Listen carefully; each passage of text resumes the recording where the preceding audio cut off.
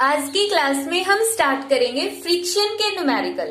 Friction की theory हमने completely पढ़ ली है। अगर फ्रिक्शन की थ्योरी अच्छे से क्लियर नहीं है तो न्यूमेरिकल सॉल्व नहीं होंगे। तो सबसे पहले तो हमें थ्योरी को अच्छे से समझना है। तो थ्योरी हम कर चुके हैं, तो हम न्यूमेरिकल्स करेंगे और इसकी न्यूमेरिकल्स की 4 से 5 वीडियो आएंगे। तो सबसे फर्स्ट पार्ट है न्यूमेरिकल्स का और ये है हमारा सबसे फर्स्ट न्यूमेरिकल। इसमें क्या दिया हुआ है, ए ब्लॉक ऑफ मास 1 किलोग्राम। जो ब्लॉक दिया है उसका मास कितना दिया हुआ है, 1 kilogram, lies on A horizontal surface in A trunk. एक ट्रंक के अंदर, मान लेते हैं जैसे ये ट्रंक हो गया, ट्रंक के अंदर एक ब्लॉक रखा हुआ है जिसका मास कितना है, 1 किलोग्राम, उसके फ्लोर के ऊपर रखा हुआ है। The coefficient of static friction, static friction का coefficient between block and the surface, जो ये ट्रंक का सरफेस और ब्लॉक का सरफेस है, यहाँ पर जो स्टैटिक कोफिशिएंट ऑफ फ्रिक्शन है उसकी वैल्यू इन्होंने दे दी 0.6। If the acceleration of trunk is, अगर मान लेते जो ये ट्रंक है वो मूव कर रहा है, ये ट्रंक हो गया, ये मूव कर रहा है, इसका एक्सीलरेशन है, एक्सीलरेशन की वैल्यू दे दी 5 मीटर पर second square. Calculate the frictional force acting on the block. तो इस ब्लॉक पर जो फ्रिक्शनल फोर्स लगेगा उस फ्रिक्शनल फोर्स की वैल्यू कैलकुलेट करनी है। देखो अब बहुत ही अच्छा क्वेश्चन है ये। इसमें इन्होंने क्या बोला है कि अब ये जो ट्रंक है ना, ट्रंक है, ये मूव कर रहा है आगे की तरफ, ये ट्रंक मूव कर रहा है, कितने एक्सीलरेशन से मूव कर रहा है, 5 मीटर पर सेकेंड स्क्वायर एक्सीलरेशन से, और ब्लॉक इसके अंदर रेस्ट पोजीशन में ये ऐसे रखा हुआ है ब्लॉक। तो अब देखो ट्रंक मूव करेगा तो इसका मतलब ये ब्लॉक भी मूव कर रहा है ट्रंक के साथ में। तो इसका मतलब जो ये ब्लॉक है, इस ब्लॉक के अंदर कितना एक्सीलरेशन है, जितना ट्रंक के अंदर एक्सीलरेशन है, ट्रंक में एक्सीलरेशन है 5 मीटर पर सेकेंड स्क्वायर, तो इस ब्लॉक में भी इतना एक्सीलरेशन हो गया। तो इस ब्लॉक के ऊपर जो फोर्स है, अप्लाइड फोर्स, वो कितना लग गया, अप्लाइड फोर्स, ब्लॉक पर अप्लाइड फोर्स, फोर्स का फॉर्मूला क्या होता है, न्यूटन के सेकंड लॉ के अकॉर्डिंग मास इनटू एक्सीलरेशन। ब्लॉक का मास है 1, एक्सीलरेशन है 5, तो इस ब्लॉक पर कितना फोर्स लग रहा है, 5 न्यूटन फोर्स लग रहा है। जैसे ये ट्रंक मूव करेगा तो ट्रंक के मूव करने से जो उसमें एक्सीलरेशन हो रहा है वही एक्सीलरेशन इस ब्लॉक में भी होगा। अब ब्लॉक में एक्सीलरेशन भी है, मास भी है, तो इसका मतलब इस पर एक फोर्स लग रहा है, और कितना फोर्स लग रहा है, 5 न्यूटन। तो इस ब्लॉक पर आगे की तरफ फोर्स कितना लग गया, 5 न्यूटन। तो इसका मतलब क्या ये होगा कि जो ये ब्लॉक है वो ट्रंक से नीचे गिर जाएगा। क्या इसका मीनिंग यही होगा, क्योंकि इस ब्लॉक पर कितना फोर्स लग रहा है, यहाँ पे 5 न्यूटन फोर्स लग रहा है। तो क्या ये ब्लॉक अपनी जगह से मूव करेगा? तो इसका आंसर देखते हैं हम क्या होगा। अब हमें पता है कि जब भी कोई भी ब्लॉक सरफेस से मूव करता है तो वहां पर क्या जाता है, अपोजिट डायरेक्शन में एक फ्रिक्शनल फोर्स आ जाता है। तो इन्होंने दिया है static coefficient of friction mu S की वैल्यू। तो यहाँ पर जो फोर्स ऑफ फ्रिक्शन होगा वो कौन सा होगा, स्टैटिक फोर्स ऑफ फ्रिक्शन, और वो स्टैटिक फोर्स ऑफ फ्रिक्शन की वैल्यू भी कौन सी होगी, maximum static force of friction. Maximum static force of friction, जिसको हम क्या बोलते हैं, लिमिटिंग फोर्स ऑफ फ्रिक्शन हमने नाम दिया है। क्यों? क्योंकि इन्होंने म्यू एस की वैल्यू दे दी है। तो यहां से लिमिटिंग फोर्स ऑफ फ्रिक्शन की वैल्यू कितनी होगी, म्यू एस और आर, ये हम पढ़ चुके हैं फॉर्मूला, तो ये आ गया। म्यू एस की वैल्यू है 0.6। अब आर की वैल्यू कितनी होती है, एम जी, क्योंकि यहाँ पर जो ये ब्लॉक रखा हुआ है, यहाँ पर बना लेते हैं, यहाँ पे जो ये ब्लॉक रखा हुआ है जिसका मास 1 किलोग्राम है, मान लिया एम, तो इसका वेट होगा डाउनवर्ड में एम जी, और जो ये ट्रंक है, इस ट्रंक का सरफेस इसको रिएक्शन देगा आर, वो भी किसके इक्वल होगी, यहाँ पे एम जी रिएक्शन देगा। तो यहाँ पे आर की जगह हमने रख दिया M G, mu S M G. M की वैल्यू कितनी है, 1, G acceleration due to gravity, value हमने पुट कर दी 9.8। जब हम इसको सोल्व करेंगे तो हमारे पास आंसर आएगा 5.9 न्यूटन, अप्रोक्सीमेटली 5.9 न्यूटन। तो जो मैक्सिमम फोर्स ऑफ फ्रिक्शन है वो कितना लग सकता है, ट्रंक के जो ये ट्रंक है इसके सरफेस और ब्लॉक के सरफेस के बीच में मैक्सिमम कितना फ्रिक्शन लग सकता है? 5.9 न्यूटन। इससे ज्यादा फ्रिक्शन एक्ट नहीं करेगा। अब इतना फ्रिक्शन भी कब अपना रोल प्ले करेगा? हम पढ़ चुके हैं कि जब किसी भी ब्लॉक के ऊपर हम जितना फोर्स लगाएंगे स्टैटिक फ्रिक्शन, अगर हम सामने से फोर्स लगा रहे 1 न्यूटन तो स्टैटिक फ्रिक्शन हो जाएगा 1 न्यूटन। अगर हम 2 न्यूटन लगा रहे तो स्टैटिक फ्रिक्शन हो जाएगा 2 न्यूटन। अगर हम 3 न्यूटन लगा रहे तो स्टैटिक फ्रिक्शन हो जाएगा 3 न्यूटन।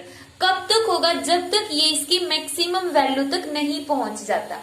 उसके बाद जैसे ही हम इसको मूव करेंगे तो वो मूव करना स्टार्ट कर जाएगा। जैसे ही फ्रिक्शनल फोर्स की वैल्यू मैक्सिमम हो जाएगी उसके बाद बॉडी मूव करना स्टार्ट कर देगी। ठीक है, अब देखो यहां पर हमने जो फोर्स अप्लाई किया वो सिर्फ 5 न्यूटन फोर्स है, 5 न्यूटन। और मैक्सिमम फ्रिक्शन कितना एक्ट कर सकता है? 5.9 न्यूटन। अब ये इतना फ्रिक्शन तो तब रोल प्ले करेगा ना अपना, जब हम इतना फोर्स अप्लाई करेंगे। अब जब हम 4 से 5 न्यूटन दे रहे तो फ्रिक्शन की वैल्यू इससे ज्यादा तो हो नहीं सकती, क्योंकि अगर हम मान के चले फ्रिक्शन इतना है और अप्लाइड फोर्स इतना, तो इसका मतलब तो ये होगा कि ब्लॉक अपने आप ही पीछे मूव करता हुआ जा रहा है और निकलकर भाग जाएगा अपने आप ही इस ट्रंक के अंदर से पीछे की साइड। बट ऐसा तो नहीं है, ब्लॉक उसमें रखा है तो वो रखा रहेगा रेस्ट पोजीशन में। क्यों? क्योंकि जितना हम यहाँ पे अप्लाइड फोर्स लगा रहे हैं फ्रिक्शन भी, स्टैटिक फ्रिक्शन भी उतना ही आता है। तो यहाँ पे कितना फ्रिक्शन आएगा? 5 न्यूटन। 5 न्यूटन का इसके अंदर फ्रिक्शन आ जाएगा। ठीक है, अगर हम यहाँ पे 6 न्यूटन फोर्स लगा देते तब यहाँ पे मैक्सिमम कितना स्टैटिक फ्रिक्शन ने अपना रोल प्ले किया? 5.9 न्यूटन। इतना फ्रिक्शन आ चुका। उसके बाद इस अब मैक्सिमम ये जो सरफेस है इस ब्लॉक पर मैक्सिमम सिर्फ इतना फ्रिक्शन लगा सकता था, 5.9। अब इतना फ्रिक्शन इसने लगा दिया और हमारा फोर्स अप्लाइड 6 न्यूटन। तो इसका मतलब अब बॉडी मूव करना स्टार्ट कर देगी और अब जो फ्रिक्शन है दोबारा से थोड़ा सा कम हो जाएगा। तो अब तो हम कितना फ्रिक्शन लगा रहे हैं? 5 न्यूटन। तो इसका मतलब जो फ्रिक्शन है वो भी कितना रहेगा? 5 न्यूटन। तो जो हमने ये वैल्यू निकाली 5.9, ये तो आएगी मैक्सिमम फ्रिक्शन की वैल्यू। ये तब आएगी जब अप्लाइड फोर्स की वैल्यू इसके इक्वल या इससे ज्यादा हो जाए। बट हमारा अप्लाइड फोर्स सिर्फ 5 न्यूटन है। अगर अप्लाइड फोर्स 5 न्यूटन है तो फ्रिक्शन भी कितना रहेगा? 5 न्यूटन। और इस न्यूमेरिकल में हमें क्या निकालना था? फ्रिक्शन ही निकालना था। तो इसका आंसर आ जाएगा 5 न्यूटन। सेकेंड न्यूमेरिकल है ये वाला। इसमें दिया है कि ए ट्रंक इज मूविंग एट, कितनी वेलोसिटी से मूव कर रहा है? 72 किलोमीटर पर आवर। इतनी स्पीड से वो मूव कर रहा है। Carries a steel girder which rest on its wooden floor. वही हमने एक ट्रंक लिया और इसके वुडन फ्लोर के ऊपर, ये जो फ्लोर है इसका वुड से बना लकड़ी का फ्लोर है, यहाँ पे एक स्टील का गिर्डर रखा हुआ है। स्टील का एक गिर्डर रखा हुआ है यहाँ पर। ये हो गया स्टील गिर्डर। स्टील गिर्डर रखा हुआ है इस ट्रंक के वुडन फ्लोर पर। What is the minimum time in which the trunk come to rest without the girder moving forward? तो ये बताना है कि कितने टाइम के अंदर ये ट्रंक रुक जाएगा और गिर्डर के अंदर मोशन नहीं होनी चाहिए। अब देखो मोशन कहाँ से आएगी? अब हमें पता है इनर्शिया ऑफ मोशन की वजह से जब कोई भी चीज है वो मोशन में है और उसके ऊपर हम, जैसे हम बस में ट्रेवल कर रहे होते हैं और बस अगर मोशन में है और एकदम से हम क्या हो गया, बस ने ब्रेक मारी तो हम आगे की तरफ गिरते हैं। क्यों? इनर्शिया ऑफ मोशन की वजह से। हमारी बॉडी मोशन में है और मोशन में ही रहना चाहती है।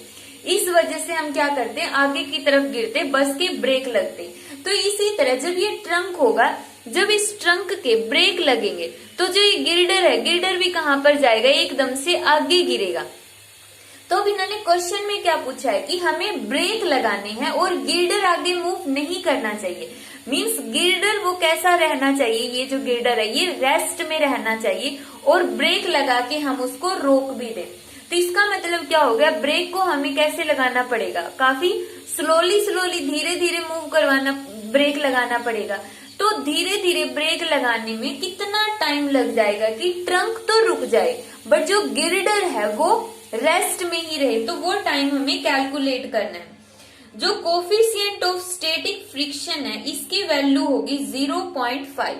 जो गिर्डर है और जो वुडन सरफेस है इसके बीच में जो कोफिशिएंट ऑफ स्टैटिक फ्रिक्शन उसकी वैल्यू कितनी हो सकती है, 0.5।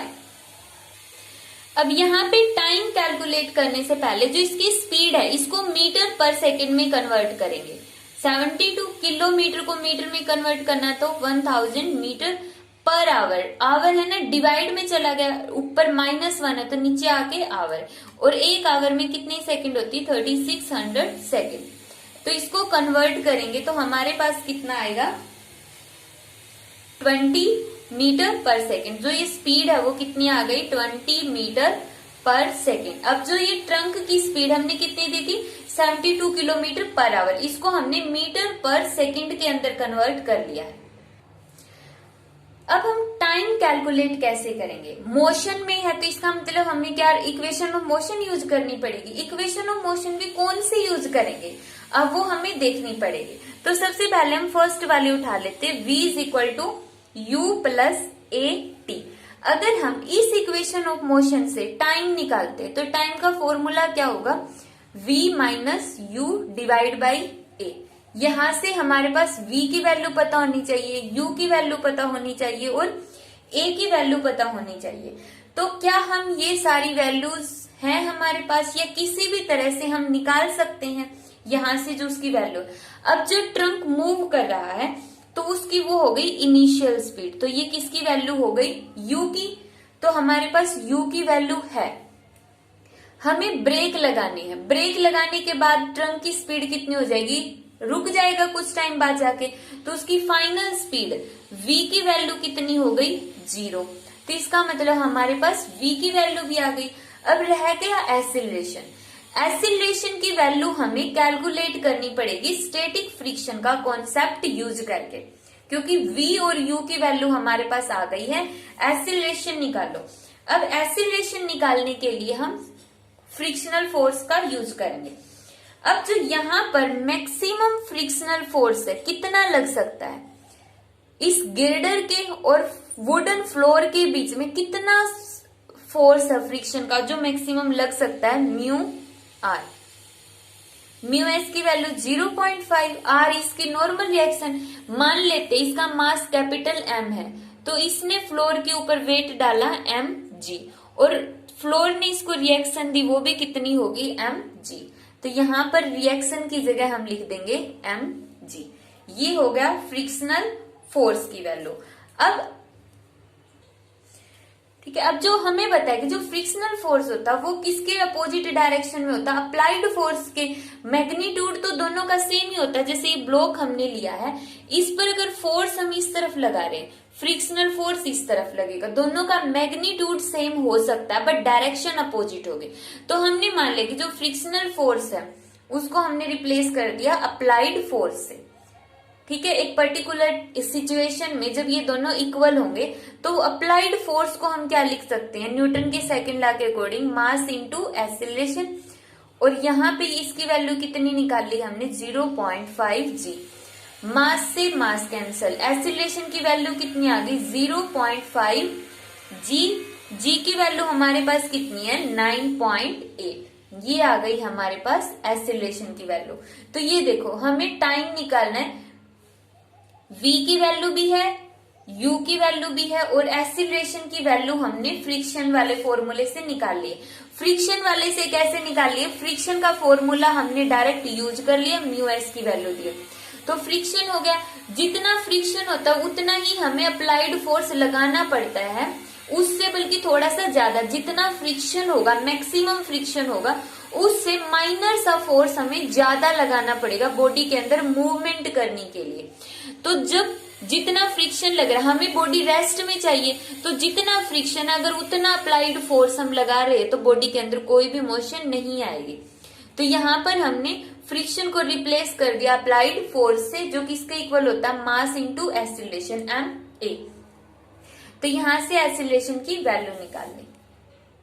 अब टाइम के फॉर्मूले में पुट करो, ये रहा टाइम का फॉर्मूला। v की वैल्यू 0, u की वैल्यू कितनी है, 20 मीटर पर सेकेंड, एक्सीलरेशन की है 0.5 इंटू 9.8। जब हम इसको सोल्व करेंगे तो आंसर आएगा 4.08 सेकेंड।